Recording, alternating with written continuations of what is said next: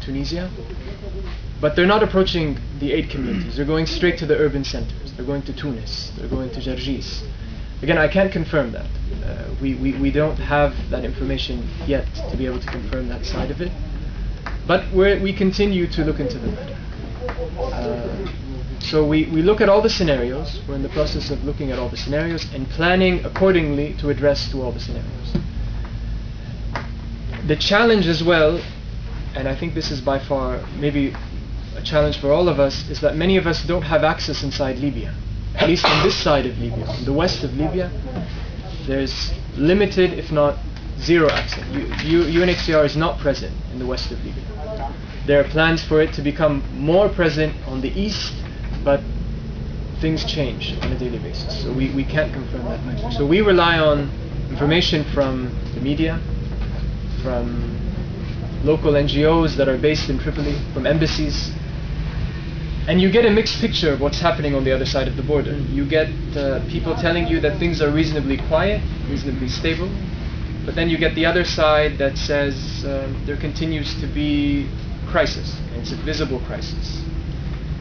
We speak to the new arrivals who cross on a daily basis, and Patrick can attest, perhaps he could say more about it than I can, but you hear different sides of stories. One side of the story, some people will tell you that they were harassed along the way, that they had horrific experiences, that they had their personal belongings stolen and so on.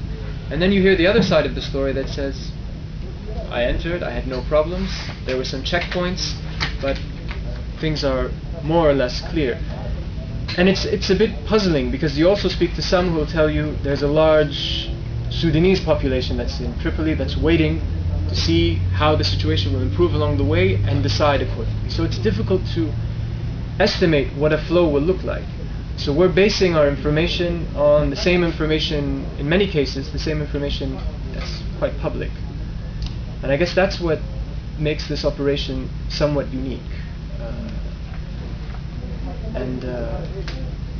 You know, where there's plans. There are plans for us to move into Libya when there's a chance. We have a standby team who's operating on standby for the purpose of going into Libya when the situation improves or when we're given access. So they continue to work remotely from Tunisia to assess from Tunisia what's happening on the other side. But their job is quite a challenge.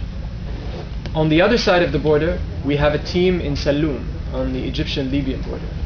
So I won't speak about it, but I'm just giving you the picture of what's happening on the other side. So that we have a situation on the other side of the border. We're present there.